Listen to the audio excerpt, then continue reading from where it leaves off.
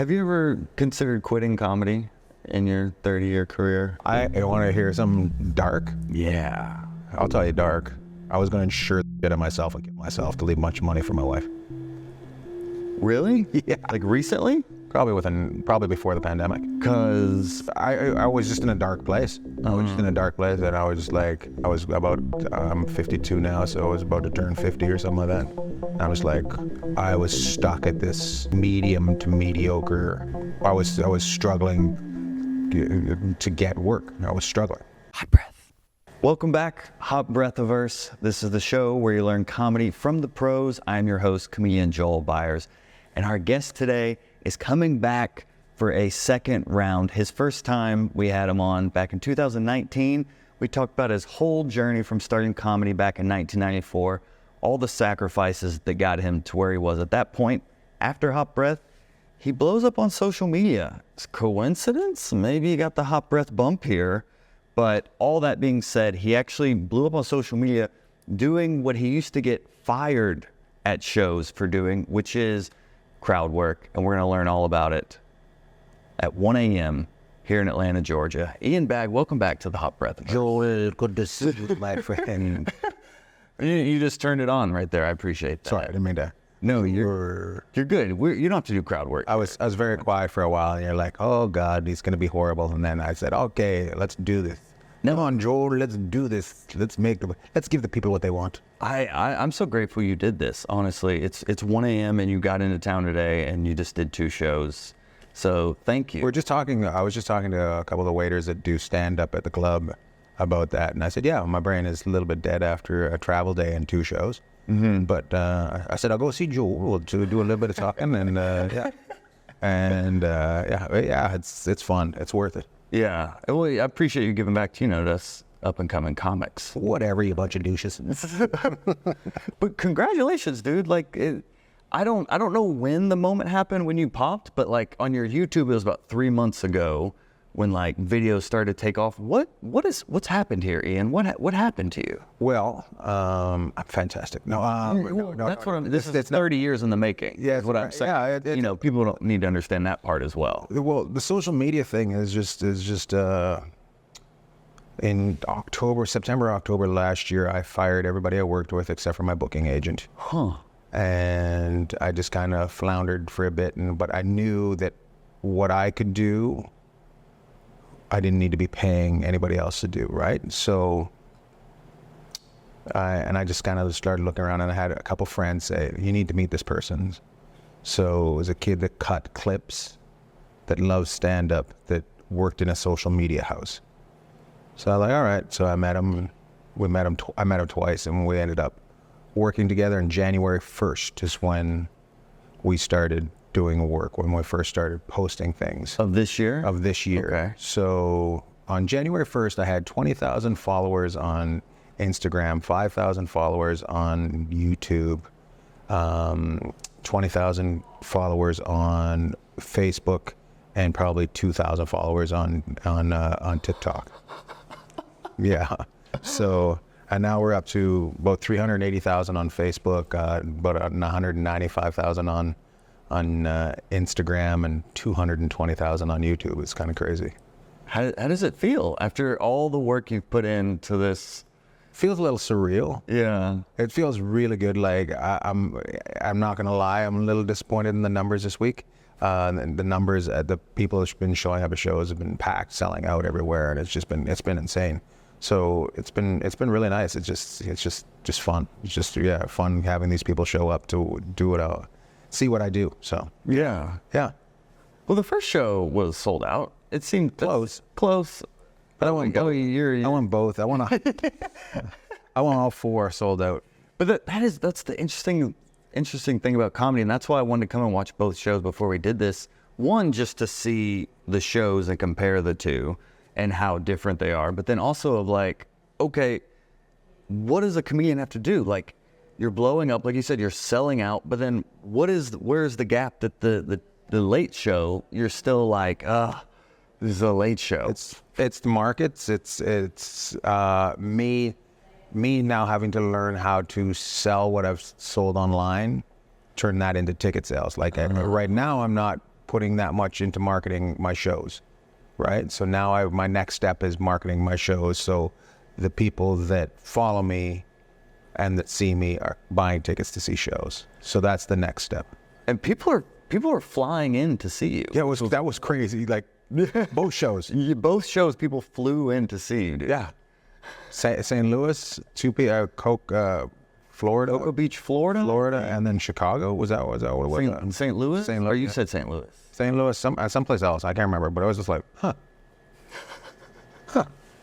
Okay.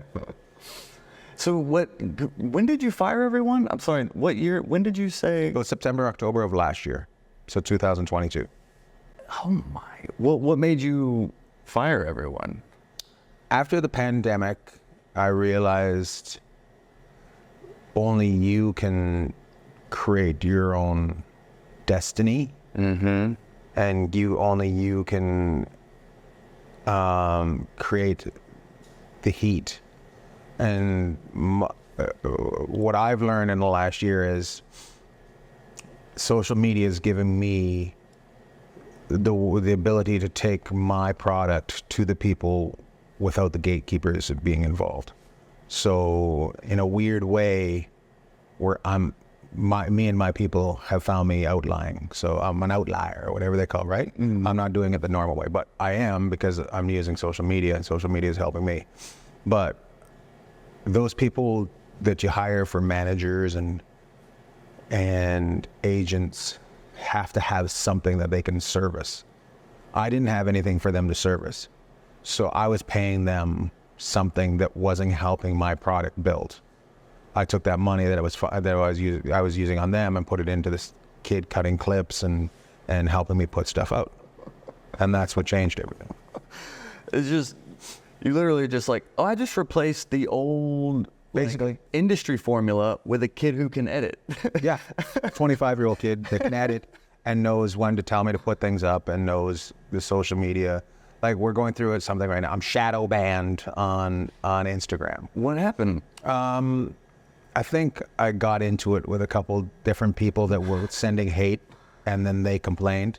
Oh. Like, instead of me, just what you should do, and this is for everybody, when somebody sends you hate on social media, instead of going, this guy's a douche and I know they're a douche and I'm going to call him a douche or a baked potato or a useless potato, just block them.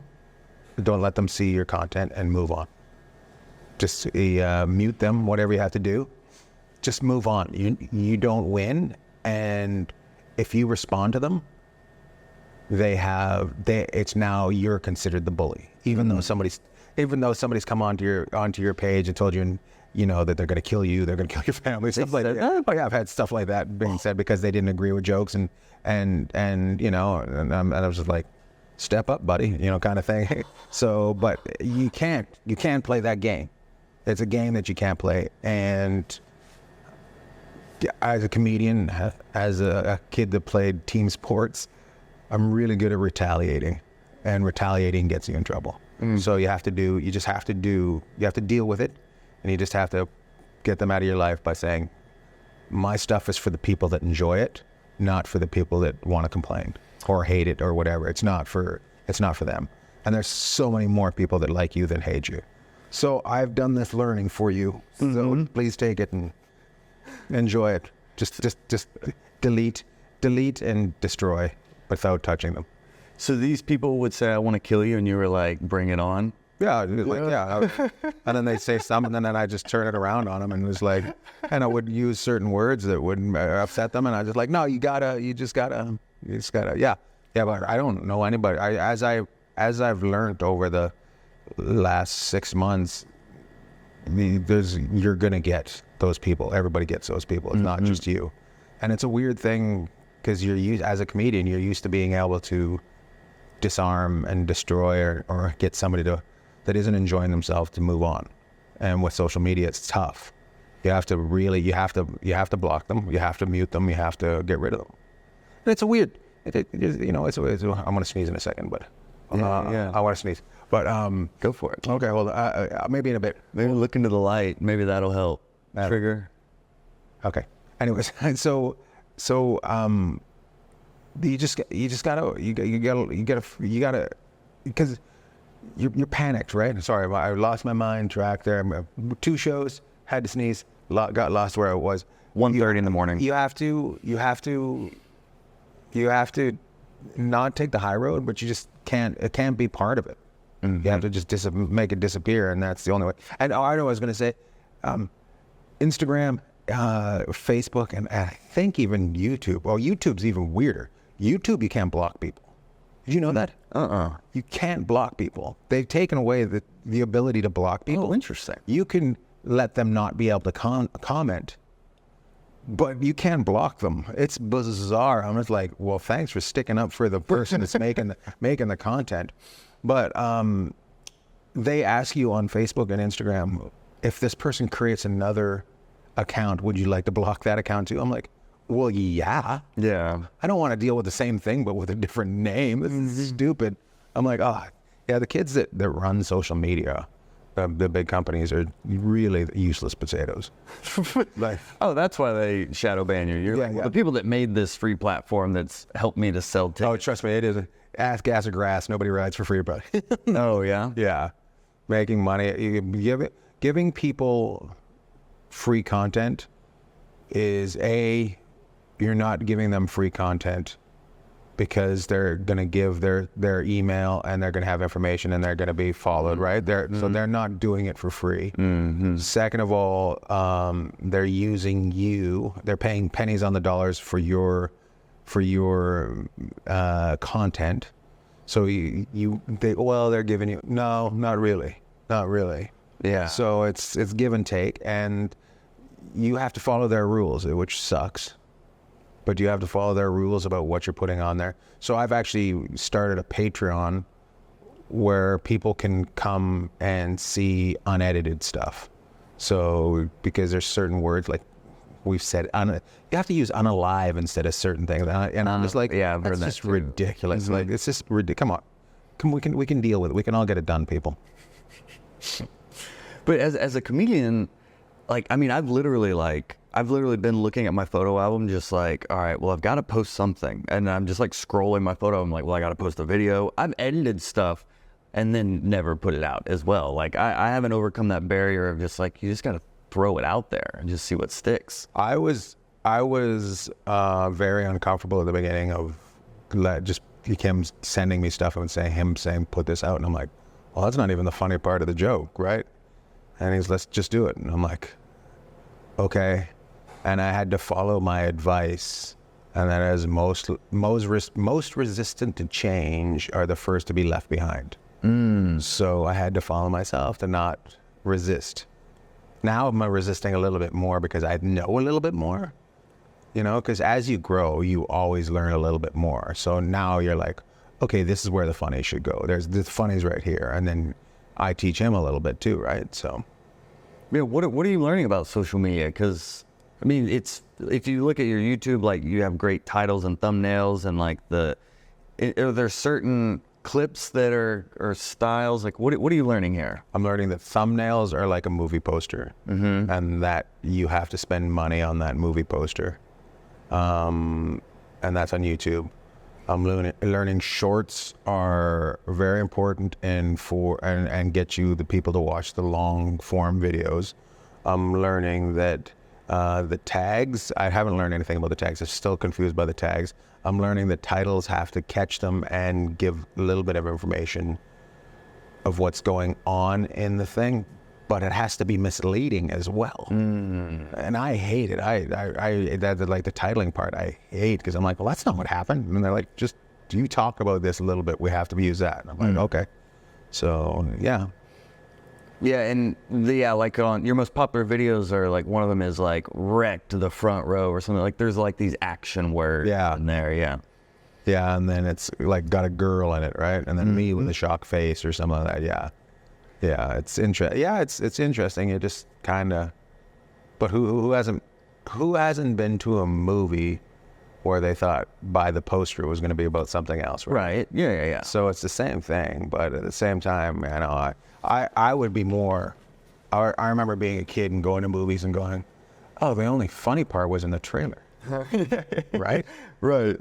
So I don't know, but it's fun making the content. Like we're making travel vlogs, we're making a little bit talking about behind the scenes and stuff, and we're just doing a couple videos with me and my friends, and just, you know, I'm enjoying making the content and building it. So that started in, I think, July or something. So we're slowly building this whole kind of channel.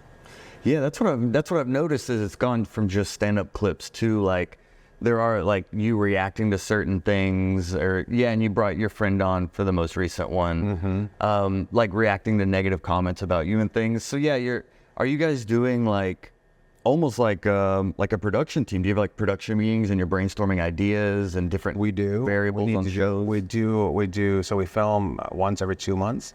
And oh wow, yeah, and we film for a day, and we get out about probably 4 or 5 videos, and then we use the stand up for some long stuff. So we're probably putting out 1 long video a week and 3 shorts a week. So the shorts are always stand up, and then the longs some sort of. I would like to be able to just take an hour show and put it out every month. So right now it's going to looks like I'll probably put out one every 2 months, an hour every 2 months. And then also shorter, like 15-minute sections. Like today we put out, I think, a 15-minute clip. So yeah, well, I mean, I watched both your shows tonight, and like each one could have been, it's bless you. Were you not happy with them? No, I was. I was happy. I had a lot of fun. Yeah. First show was kind of annoying. I thought they were a dumb crowd. I was listening to them laugh before I went on stage. I'm like, But you wouldn't know that by watching you. It seemed like this other thing. That little hot breath water for you there, buddy. Do you guys make your own?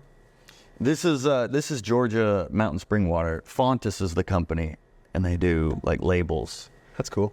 So yeah, this is in lieu of sponsorship right now. See, that's what I'm excited about is this show. I've been doing it for 7 years. I've had over 400 interviews with comedians. It's like, oh, money would be cool at some Money point. would be great. Wouldn't money be nice? Money is But great. then you're doing comedy almost 30 years, and you're like, oh, I pop on social media after I fire everyone that I thought could help me. I had to do it myself, you know. Mm-hmm. So I'm asking you, what should I do with this show? I think you should find a young guy that helps you cut and knows social media. Mm-hmm. I think you should do that. I think you should have these conversations in different places. Like hey, can I take you for lunch? Hey, can I take you? Well, how about take them to great spots in Atlanta? Okay. So have a restaurant sponsor you where you talk about you do something before before the interview.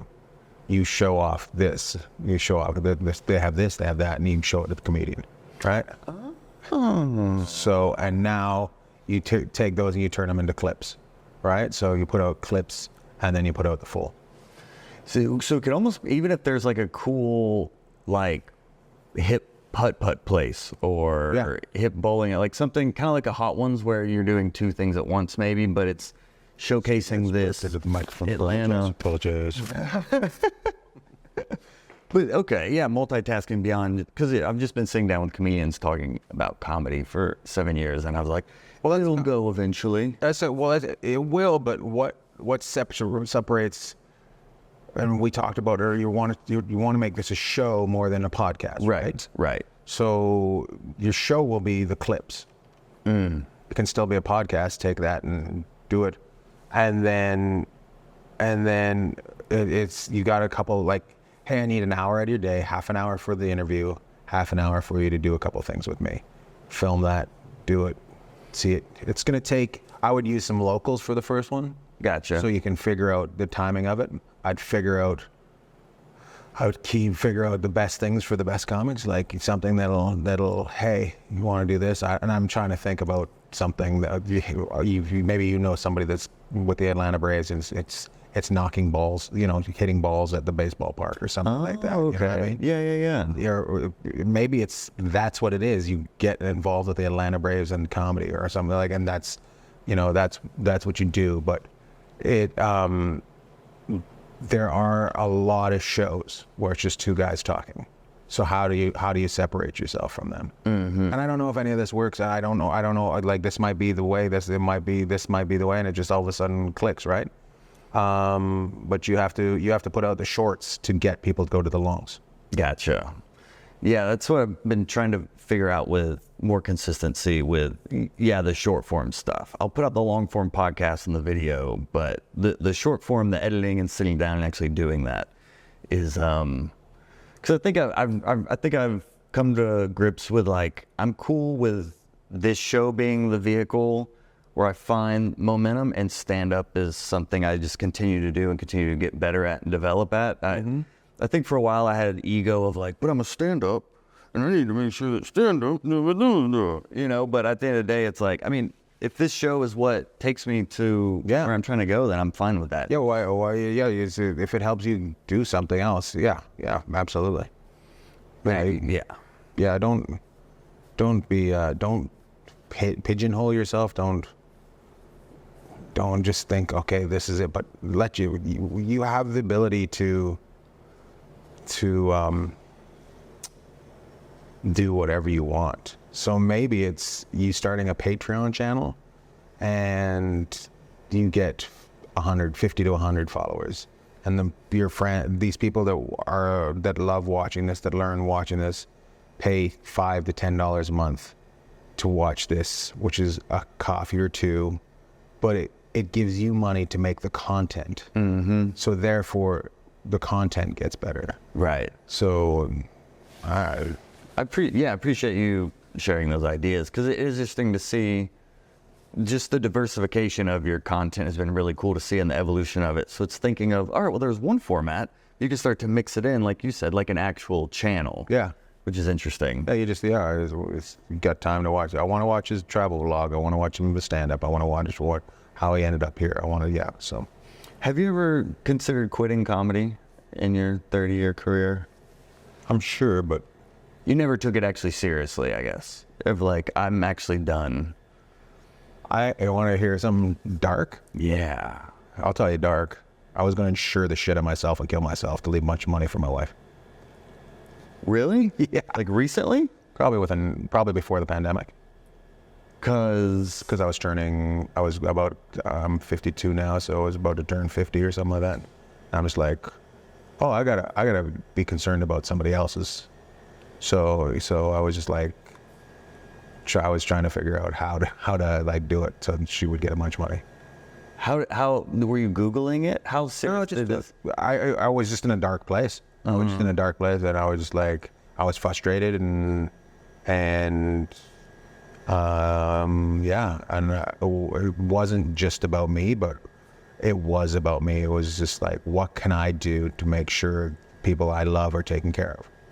Because I was stuck at this medium to mediocre. I was struggling to get work. I was struggling. So like, what do I, and I knew nothing else. So, what's funny is the pandemic was probably the best thing for me.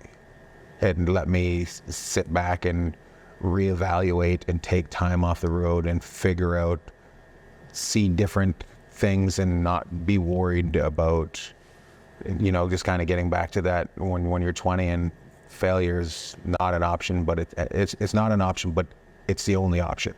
You have to fail. Like, you have to fail. Somebody asked me tonight, how do you know what's too far? And I'm like, you don't until you fall off the edge. You don't know where the edge is until you fall off. And stand up, I think the people that are the funniest get into trouble, find out, like, we've all gone way too far, but before people were taping, nobody knew about it, right? So now you can get into trouble. And yeah, but I don't know anybody that does comedy with hate in their heart. So I hate when they come after, no hate in the heart, but it disappoints me when they come after comedians. Like, we're supposed to make you laugh at something you never thought you would laugh at. Well, how do you get there? Where it's too far, It's crazy. But I was able to, during the pandemic, I was able to just shut down and refocus, and then, you know, come out of basically the pandemic. Yeah, what got you on the other side of this dark thought? Well, you go through depression can clear up. Like I just, it was depression, but things were getting better, and I could see that I could control. Like I just did some things during the pandemic, and I was like, okay, I can see that there's a way for me. So, and then it took me till I guess that's about a year after the pandemic, right? So to figure it out that I didn't need anybody, and, you know, that took me the first 3 months. And then I remember I put out and I was laughing at this because I was looking at, I put out with a company called, I put out a CD or something. I just gave them a tape of a show, and they destroyed it. It's never made any money. They're just garbage. Like, they're garbage. You're a garbage organization. Really? Because they're producing a lot of stuff, dude. What's the point? You can do it yourself. And then they're just going to take your money for you. I know that I've never made a penny off them. If I've never made a penny off them, there's guys that are way below me that are probably owing them money still. Oh, so you paid them to release it on there? So we want to do this with you, but here's the costs. Oh. They just front the costs. That's all they do. Okay. They don't pay for it and then you start making money. They just front the costs, and then you have to pay all the costs back. Well, I gave them a show and there was still costs. I was like, you didn't film anything, you didn't record anything, you just cut it up into a CD and there's costs. Don't give it. And the artwork is just garbage. Like it's just garbage. And come after me, I don't care. You're garbage. I mean, they're doing a lot. Like, every time I open social media, they're producing. And who are they producing? Yeah. But you have to believe in yourself, and you have to put out, if somebody's offering to do something for you, what's their gain? So if their gain is putting it into their catalog to say, we've got all these people, but did those people make money? Like, did they make money? Like, I'm not going to mention the company because I don't want to mention it. I did a special and it ended up on Amazon Prime, and now another company owns it, and Amazon Prime still owns it. I could not put those clips out without them being flagged. Because they owned it. Even though they just bought it off another company, that I received $1,000 for my fucking Amazon Prime. Like, this is the kind of stuff. Wow. This is why you get depressed, because I don't come from money. I don't come from a showbiz family. I don't come from America. I have to figure all these things out on my own. And sometimes you're just stuck spinning. And you gotta figure out a way to put your own stuff out. Well, the way you put your own stuff out is you tape it. You tape these shows, and you don't do crowd work. You do you, and you find 1 minute pieces, under a minute pieces, and you put them out, right? Don't save anything. Nobody saves anything for a late night talk show anymore. Nobody saves anything for a special. You put it out, and then you just keep on writing. You keep putting it out, and now you've maybe earned some money off of that stuff you put out, because Shorts does pay. If you have, you got to get to a certain amount of followers, but they pay. And you can put that money into doing and then the word special is just overused like a maniac, right? So you put out your hour, you put out your half an hour, you put out your 15 minutes. But if you can get 200,000 views on YouTube, that's 200,000 people. That's 200. You don't need to give everything up. Because you're not giving any of those. You're not giving a company such as bleep bleep. We'll just put bleeps in there. Yeah. Okay. You're not giving. You're giving them everything. You're giving them ownership of you. And the new world is you own everything. The new world is you figure out how to get the money to be the owner and how to build it. There's guys out there that'll record you for $200 that have great sound, great lights, great cameras. There's no excuse. You have to do it, but you also have to find a partner that can help you, and that might cost you some money. I went into business with people, and I formed this production company, and I paid a little higher percentage than what people would be surprised at. And my friend said, well, you can say no and make 0% of 100% of zero, or you can make 60% of a lot. Which do you want? And trust me, you don't need full ownership. You need ownership, and you need to figure out how to do. You need to be able to do it. You need to be able to put it out, and that money's got to be coming back into your pocket, and it's got to be putting money in your pocket touring. It's got to be putting money in your pocket by being seen on the internet, and weirdly enough, the internet is now apps, right? It's now going to Roku and watching it on different apps, right? Mm-hmm. So there's many different places to sell it. Don't be tricked by the gatekeeper. What about, sorry guys, I'm not trying to be depressing. I want you to do you. The world will keep moving, right? The world is kind of overwhelmed with content. It's like saturated, but the cream will rise to the top, and people will figure it out. That's why I can't even imagine like starting comedy now, where these like young comics are like open mics trying to get a crowd work clip, but also figure out how to do a misdirect. Like they're trying to figure out even how to like move the mic stand, but also, I got to film this to go viral. Well, there's the problem. You don't when you first start out. Mm-hmm. You don't. Sorry. There is no such thing as an overnight sensation in comedy. Yeah, dude. I love when they say Matt Rife's an overnight sensation. And Matt Rife has been working his balls off since he was 16 years old. Yep. Mm-hmm. So, no. Everybody puts in their time. So you think the young comics should just focus on getting good and having something worth sharing, not trying to share whatever? Yeah, because, hey, what do you know? To write a joke and then come back to it in 4 months. Is it the same? Definitely not. The first time you did it, you're just like, oh, shit. Right. And you thought it was brilliant when you did it. And then you're like, then you just reform it. It's art. Art takes time. Yeah. But when you were featuring, you would do crowd work, and you had gotten fired from gigs for doing crowd work, the thing that you're now I know. going viral for. Yeah, I know. You gotta, it was different though. It was different, and so different. It was different. It was so, it's the other thing is, clubs are different now. Clubs used to be partners with the comedians. They built you to a certain point, right?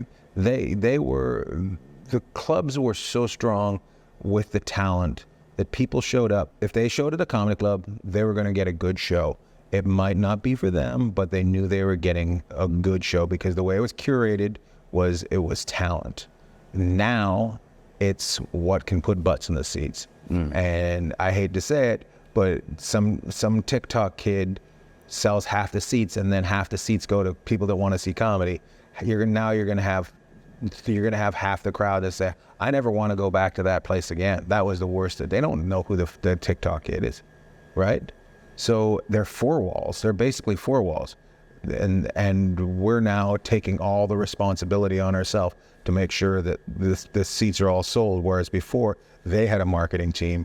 They worked with you to make sure that you got press. They worked with you to make sure people knew you were coming. You have to do that all yourself now. You have to be the business. So it's tough. Excuse my language. At this point, yeah. Well, there's nothing like it. Stand up. That's why you'll never stop doing it. Yeah. Right? Right. You might rework the fucking script. Yeah. oh, maybe I'm not supposed to do this. And there's no more powerful word than no in show business. Hey, do you want to come do the show for $200? No. Suddenly it's 500 and gas being paid. So, amen to that. yeah. Well, Ian Bagg, where can people follow you? Where would you like them after this? Or do you have any closing? 312. Follow me on Waze. Just get it's ianbagg.com. Follow me on Ian Bagg on YouTube, Ian Bagg at Instagram.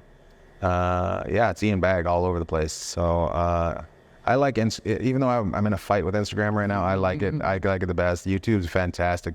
You're basically building a television network. You're there of your own. It's yeah, they're all great.